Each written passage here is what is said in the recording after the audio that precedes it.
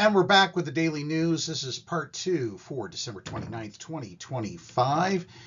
And again, these are the stories we are covering at this hour. When the MetroCard replaced the New York City subway token in 1994, the swipeable plastic card infused much-needed modernity into one of the world's oldest and largest transit systems. Now, more than 3 decades later, the gold-hued fare card and its notoriously finicky magnetic strip are following the token into retirement. The last day to buy or refill a MetroCard is December 31st, 2025, as the transit system fully transitions to Omni, a contactless payment system that allows riders to tap their credit card, phone, or other smart device to pay fares, much like they do for other everyday purchases.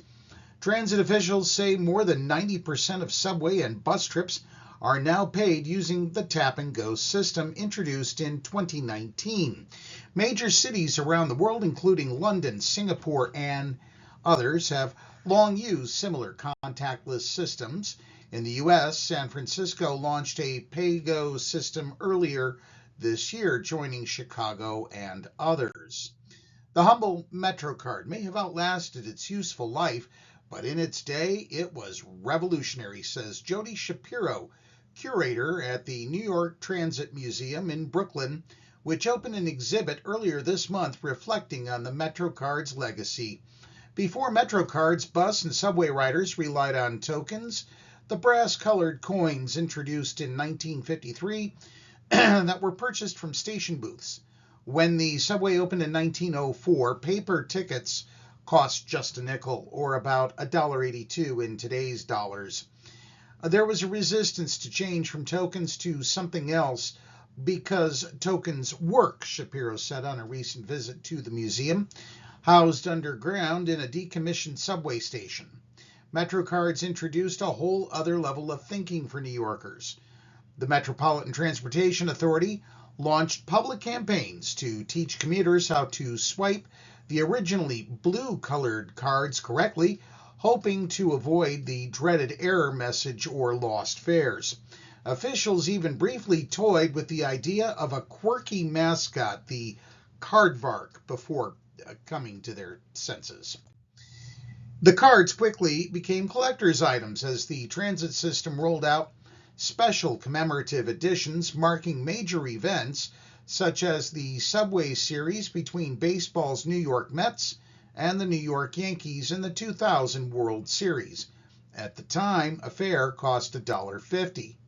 Artists from David Bowie and Olivia Rodrigo to seminal New York hip-hop acts such as the Wu-Tang Clan, the Notorious B.I.G., and LL Cool J have also graced the plastic card over the years, as have iconic New York shows like Seinfeld and Law and Order. For me, the most special cards are cards which present New York City to the world, said Lev Radin, a collector in the Bronx. Not only photos of landmarks, skylines, but also about people who live and make New York special. Even Hillary Clinton had difficulty using the MetroCard. Perfecting the correct angle and velocity of the MetroCard swipe also became something of a point of pride, separating real New Yorkers from those just visiting. During her failed 2016 presidential campaign, Hillary Clinton, a former U.S. Senator from New York, took an excruciating 5 swipes at a Bronx turnstile. In fairness, her chief Democratic opponent at the time, U.S. Senator Bernie Sanders of Vermont, a native Brooklynite, didn't even appear to realize that tokens had been discontinued. And finally, a bomb cyclone is bringing blizzard conditions and dangerous wind chills to the Midwest. A strengthening bomb cyclone barreled across the northern U.S. on Monday, unleashing severe winter weather in the Midwest as it took aim at the East Coast. The storm brought blizzard conditions, treacherous travel, and widespread power outages to parts of the Plains and Great Lakes on Monday, as sharply colder air, strong winds, and a mix of snow, ice, and rain swept through. Forecasters said the storm intensified quickly enough to meet the criteria of a bomb cyclone, a system that rapidly strengthens as surface pressure drops. The sharp cold front left parts of the central U.S. waking up Monday to temperatures as much as 50 degrees Fahrenheit. Colder than the day before. The driving wind and snow created a pretty significant system for even this part of the country, said Cody Snell, a meteorologist with the Weather Prediction Center. Forecasters expect the storm to intensify as it moves east, fueled by a sharp clash between frigid Canadian air and lingering warmth across the southern United States.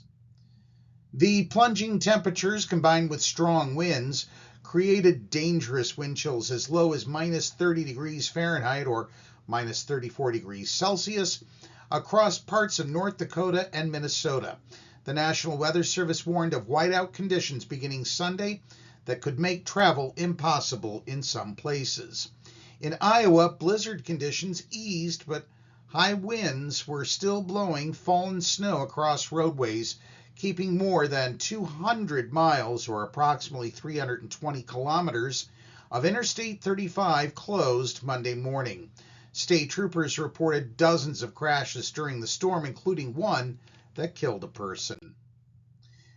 And not to be outdone, the strong area of low pressure tracking from the Great Lakes into the southeast portions of Canada brought heavy snow to parts of Michigan on Monday, with powerful winds and intense lake effect snow expected across the Great Lakes into New York, including here in Pennsylvania. In Detroit, 3 semi-trailers and roughly 20 other vehicles crashed on Interstate 75, injuring one person, said Michigan Department of Transportation spokesperson Diane Cross, as strong winds whipped newly fallen snow into sudden squalls. Nationwide, about 400,000 customers were without power Monday morning, nearly a third of them in Michigan, according to PowerOutage.us. U.S. airports reported around 5,000 flight delays and around 700 cancellations. Snow piled up quickly in Michigan's Upper Peninsula, where as much as 2 feet fell in some areas, according to the National Weather Service. Meteorologist Ryan Metzger said additional snow was expected in the coming days, although totals would be far lighter than what fell overnight. Well, coming up next, the wintry conditions report makes for a good segue to our latest edition. On our YouTube channel, we have been sharing road and weather condition reports for southwestern New York and northwest Pennsylvania. We have those followed by the latest National Weather Service forecast for Crawford County coming up next here on PEP Radio.